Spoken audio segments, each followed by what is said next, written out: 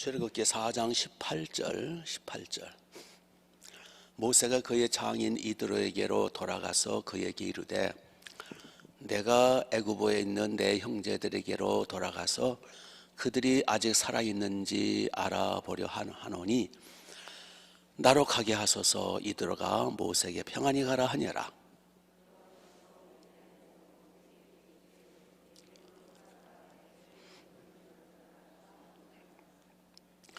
모세가 그의 아내와 두 아들들을 나귀에 태우고 애굽으로 돌아가는데 모세가 하나님의 지팡이를 손에 잡았더라.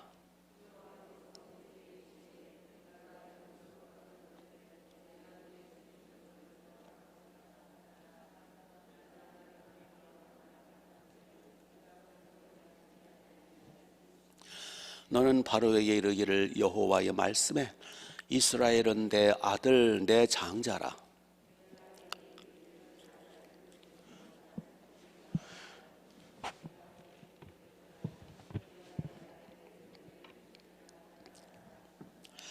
모세가 길을 가다가 숙소에 있을 때에 여호와께서 그를 만나사 그를 죽이려 하신지라.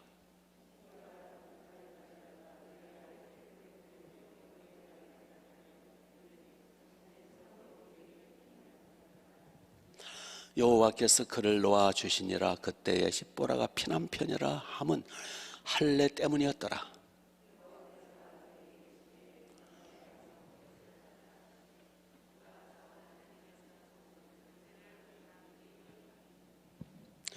모세가 여호와께서 자기에게 분부하여 보내신 모든 말씀과 여호와께서 자기에게 명령하신 모든 이적을 아론에게 알리니라.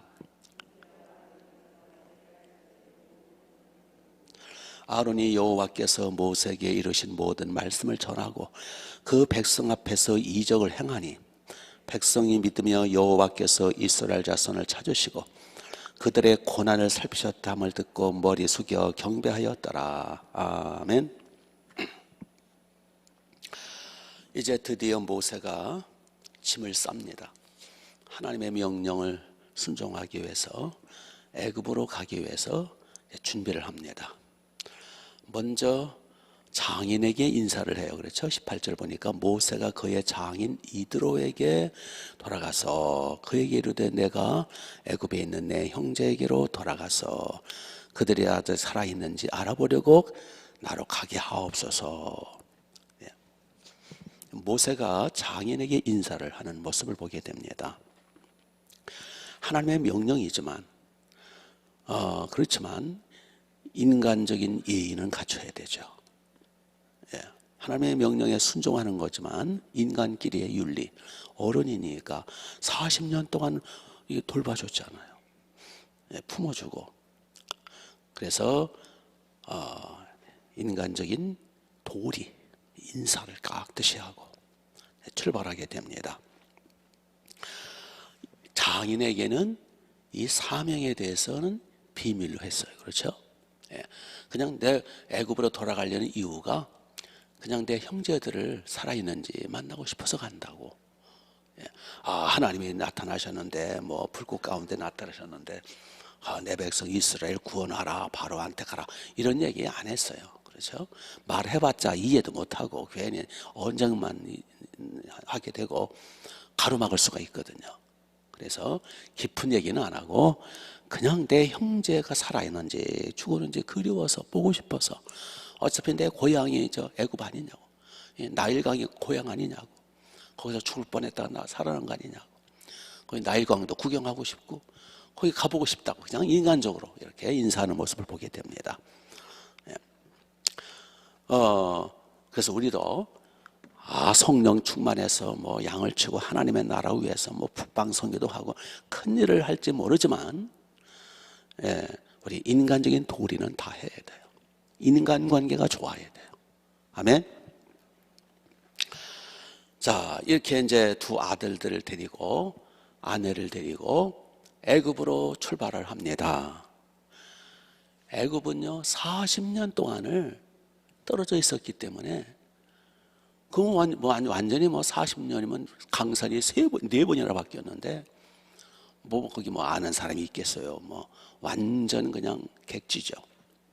그렇게 해서 그냥 하나님만 믿고 하나님이 가라고 하시니까 또 가족은 데리고 가야 되잖아요. 그래서 가긴 가는데 정처 없이 가는 거예요.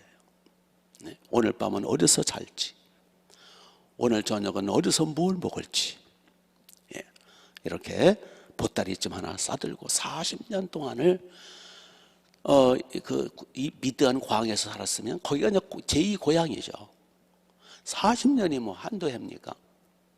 그걸 다 버리고 이제 새 출발하는 거예요.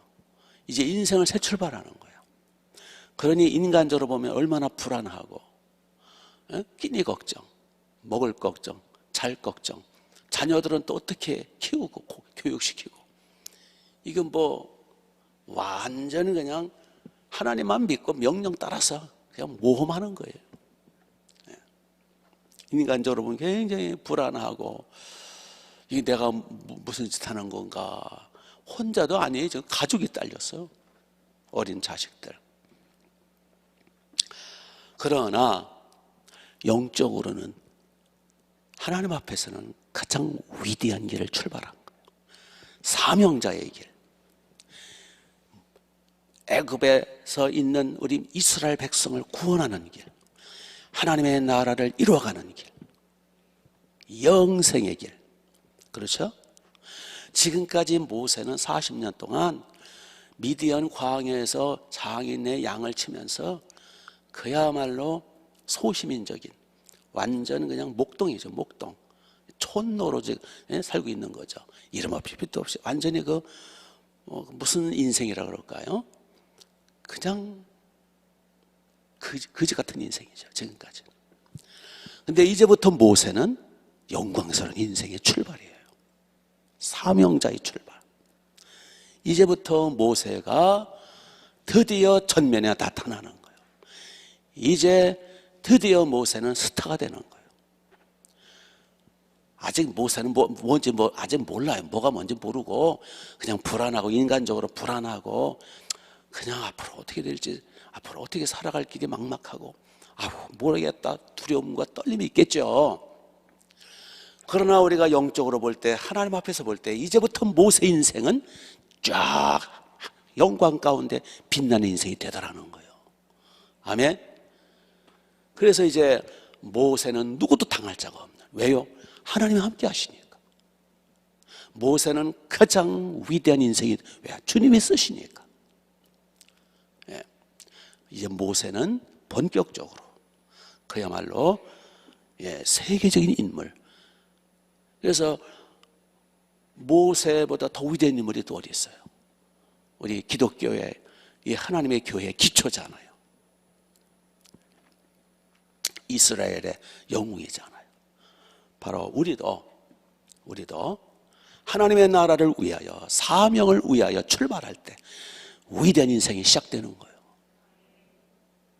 더 이상 미디안 광야에서 숨어 사는 인생, 소시민적인 인생, 그냥 죽지 못해 하루하루 그럭저럭 사는 인생이 아니고, 이제는 사명을 위하여, 하나님의 나라를 위하여, 복음 사역을 위하여, 생육 번성을 위하여, 양치는 일을 위하여 우리 담대히 모험함에 출발하자는 거예요. 우리 보고 아프리카라고 가라고 그러셨어요. 애굽으로 가라고 그러셨어요. 단지 우리가 조금만 더 힘을 내서, 기도 생활하며 예배 빠지지 말며 조금만 더 힘을 내서 이웃 사람, 주변 사람, 앞뒤 사람, 위 아래 사람 그저 만나는 대로 복음을 전하고 양을 치며 하나님의 나라를 위해서 열심히 헌신하면 그게 다예요. 그러니 우리는 모세에 비하면 얼마나 편안한 가운데서 하나님의 나라 사명자의 길을 갈 수 있느냐는 거예요. 이것도 못하면 말이 안 되지. 그렇죠? 우리도 모세처럼 더 이상 그냥 주저앉아 있는 삶이 아니라, 그냥 묻혀 있는 삶이 아니라 하나님의 나라를 위하여 사명자로서 한 명으로부터 시작해서 양치는 사역을 위하여 출발하자고요. 아멘. 이게 이제 모세가 가족들을 데리고 이제 출발을 해서 이제 가는데, 이제 해가 졌으니까 이제 숙소에 가서, 어느 숙소에 가서 잠을 자야 될 거 아니에요. 머무는데 하나님이 이상한 행동을 하세요. 24절을 보세요. 24절. 모세가 길을 가다가 숙소에 있을 때에 여호와께서 그를 만나사 모세를 뭐하려 하신지라?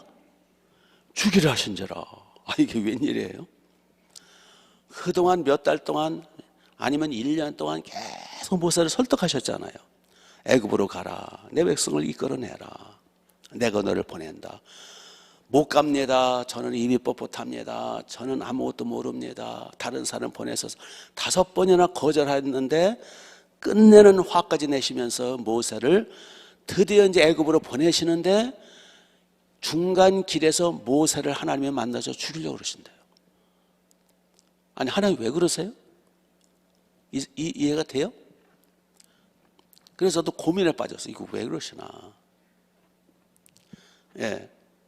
저는 두 가지 의미를 생각해요. 첫째는 14절에 보니 하나님이 분노하셨잖아요. 그래서 징계 차원이 아닐까라는 생각이 들고요.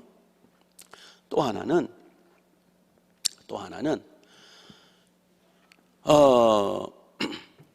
지금 모세는요, 미디안 광야 이드로 집에서 사느라고 아브람과 이삭과 야곱에게 말씀하신, 요셉에게 말씀하신 피의 언약에서 벗어나 있어요. 피의 언약, 그게 무슨 뜻이냐면 본인과 본인의 가족들은 다 피 아래 들어가야 돼. 피 아래. 그걸 피의 언약이라고 그래요. 피의 언약이 뭐냐? 아브라함에게 피의 언약 하신 게 뭐예요? 예?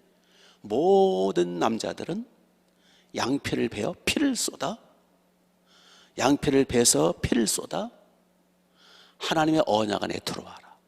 그거를 할례라 그래요. 할례를 행하지 않은 거예요. 누구에게? 두 아들들에게. 그래서 하나님이 아브라함, 이삭, 야곱에게 분명히 말씀하시기를 할례 받지 않은 자는 거룩한 하나님의 회에 들어오지 못할지니라. 반드시 할례를 받은 자라야만 구별된 내 백성이라 그러셨거든요.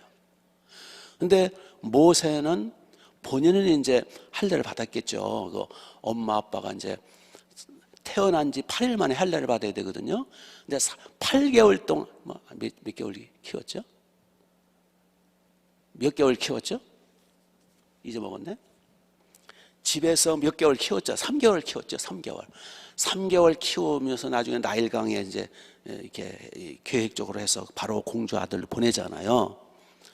그러니까 3개월을 키울 동안에 8일 만에 할례를 행했죠. 모세는 할례 받은 사람이에요. 그게 이스라엘 전통이요. 할례 받지 못하는 자는 저주받은 자요, 이스라엘 회에서 내쫓아야 돼요. 그런데 모세는 할례를 받았지만 그 두 아들들은 할례를 안 시켰던 것 같아요. 그렇죠? 그러니까 하나님의 언약으로부터 벗어난 거예요. 그러니까 지 자식들도 지금 할례를 안 시킨 거예요. 그러니까 하나님의 언약을 거역한 거잖아요. 그래서 하나님이 치시려고 한 거예요. 어떻게 자식을 할례를 안 시키냐면. 그런데 그래서 모세가 하나님 앞에 징계를 받아가지고 어떤 지경이 일어났냐면 25절을 보세요. 십보라가 돌칼을 가져다가 그의 아들의 포피를 베어, 그 아들의 포피를 베었다라는 건 무엇 시켰다는 거예요? 할례를 시켰다, 그 뜻이에요. 할례를 시켜. 그 포피를 벤 그 조각 있잖아요. 그 살조각. 피가 흐르는. 이게 할례를 시킬 때는 반드시 돌칼로 해야 된대요. 돌칼로 이게 잘라야 되거든요. 그리고 그냥 피가 그냥 엄청나게 나온대요. 그렇게 해야 돼요. 그걸 피의 언약이라 그래요. 예. 피가 그냥 계속 나온대요. 피범벅이 되죠. 두 아들들 그 생식기 끝을 자르는 거예요. 그 표피를. 그걸 할례라 그래요. 그걸 잘라가지고 두 아들들의 표피를 모세한테 어떻게 했어요? 모세의 발에 갖다 대며 이르되 당신은 참으로 내게 피난편이라 하니 그때 26절 여호와께서 그를 놓아주시니라. 그때 십보라가 피난편이라 함은 할례 때문이었더라. 할례라고 나오네요. 그렇죠? 예, 그렇게 해서 아마 이랬던 것 같아요. 어느 날 숙소에서 잠을 자는데 모세가 막 죽으려고 그래요. 막 병들었는지 뭐 그냥 갑자기 급사를 맞아가지고 죽으려고 막 그러는 거예요. 그런데 모세는 알아요. 왜? 하나님과 통하니까. 할례를 빨리 시켜라. 할례를 시켰다한테 그 피를 던져라. 십보라는 아무것도 모르잖아요. 십보라는 우상의 딸이잖아요. 이드로의 딸이잖아요. 무슨 얘기냐? 모세는 두 아들들에게 할례를 행하려고 했는데 십보라가 고집부리고 그건 당신 애굽 당신 그 종교 행위고 우리 미디안 제사장이라고 그랬잖아요. 그 아버지가 장인이 미디안 제사장이면은 제사장이라는 거는 종교의 우두머리라 그 뜻이요.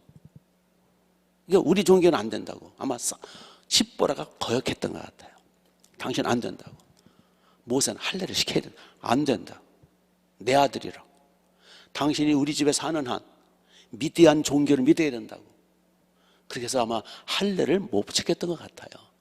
그런데 이제 모세가 지금 하나님 앞에 피의 언약을 안 지켰으니까 하나님이 막 치려고 할 때에 자기 남편이 죽게 생겼으니까 어떻게 해요? 고집을 꺾어야지. 이게 제 생각이에요. 해석을. 그래서 아내 십보라가 남편을 살리기 위해서 고집을 꺾고 미디안 종교를 버리고 할례를 행하여 하나님의 피의 언약에 들어오는 거예요. 그래서 두 자녀들의 표피를 베어서 뚝뚝 떨어지는 그 살조각을 모세의 발 앞에 던진 거예요. 그 피의 그 표피를 던짐으로 하나님이 놓아주셨더라. 하나님이 용서하셨더라. 하나님이 받아주셨더라. 그 뜻이죠. 그래서 남편이 살아나는 거예요. 예. 우리는 여기서 뭘 할 수 있느냐? 지금 모세는 사명자의 길을 가는 거예요. 순종해서.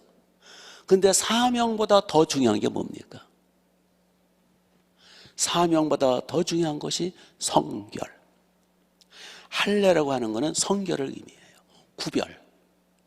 성별, 구별. 너는 이제 하나님의 백성이야 라는 구별이 할례예요.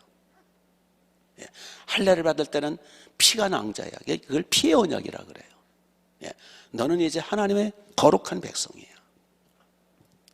즉 사명보다 하나님의 나라를 위해서 일하는 것보다 더 중요한 게 뭐라고요?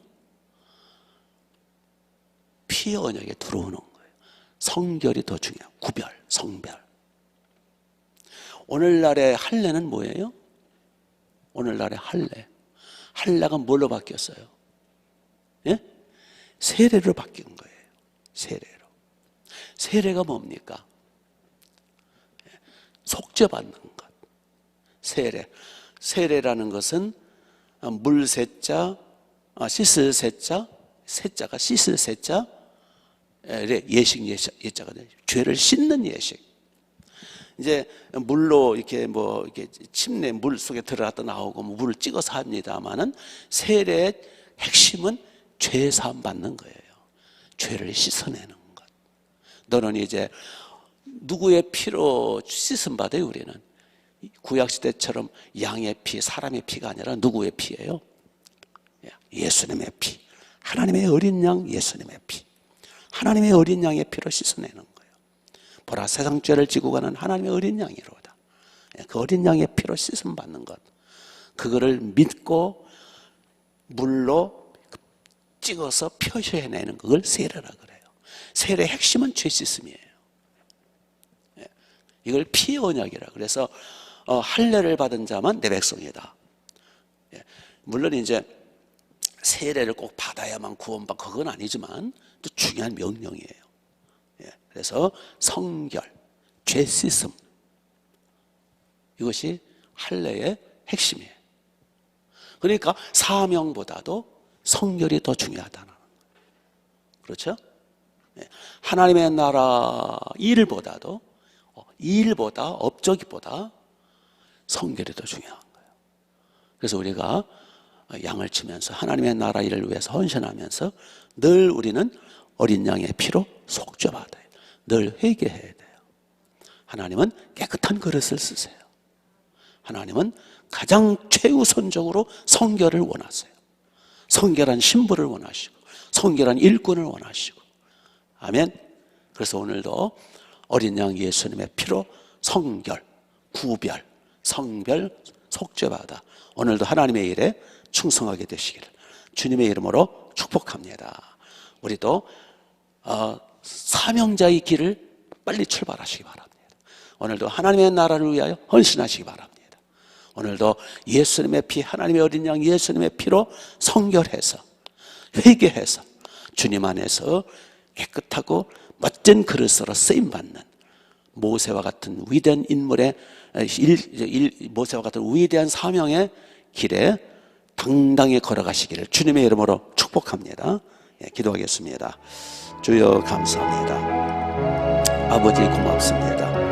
오늘도 하나님의 어린 양 예수님의 피로 철저히 회개함으로 성결하고 성결한 가운데 구별된 가운데 하나님의 나라 일을 위하여 중보기도하며 하나님의 나라 사명을 위하여 기도와 헌신으로 오늘도 충성하는 하루가 되게 하옵소서.